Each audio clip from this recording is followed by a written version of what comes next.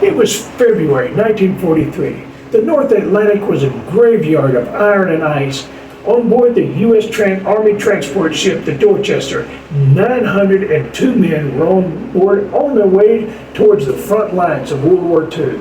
Among them were 4 men of God: Methodist Minister George Fox, Reformed Church Minister Clark Pulling, Catholic priest John Washington, and Rabbi Alexander Goode. While they were of different faiths, they were brothers in spirit, bound by a single mission to provide faith and comfort in times of need. At 12:55 a.m., a German torpedo ripped into the broadside of that ship. The explosion was massive. The lights failed. There's panic and cold water rushing in. As the men scrambled through the dark, the Four Chaplains became anchors of calm.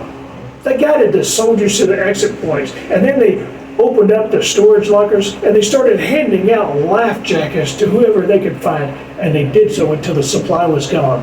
And then came the moment that defined these men forever. When the life jackets ran out, these Four Chaplains didn't hesitate.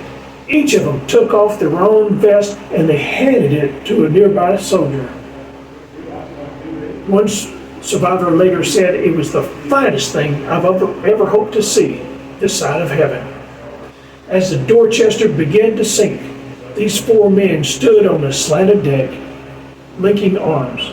They raised their voices in prayer and hymn, Latin, Hebrew, English, all mingling together, offering a final sacrifice of courage for the men in the water.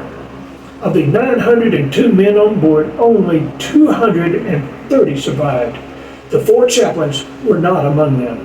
They didn't ask about a man's rank, his race, his religion before they saved him.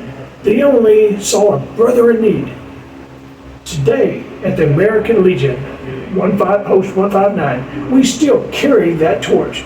We remember the immortal 4, not just because how they died, but how they lived in service to others above all else. The story of the Dorchester didn't just end in the Atlantic. It lives on in every American Legion hall across the nation. So why do we celebrate them?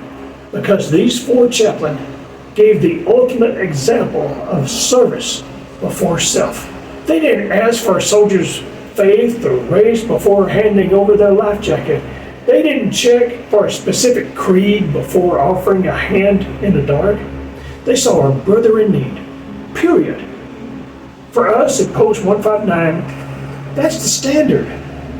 We celebrate these 4 chaplains because they remind us of the link in the chain of our service that's forged in how we care for other veterans that are standing next to us. Today, those icy waters aren't in the ocean. They're the challenges that our brothers and sisters they face at home.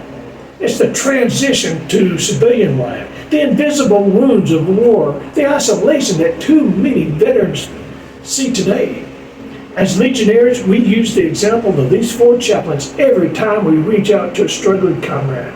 When we check in on a shut-in, when we see a family in crisis, when we simply listen to a fellow veteran's story, we are linking arms just as they did on our tilted deck.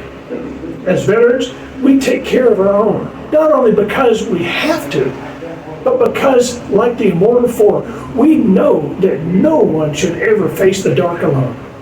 On May 5th, we will celebrate the lives and sacrifice of those 4 chaplains at the American Legion at 6 p.m.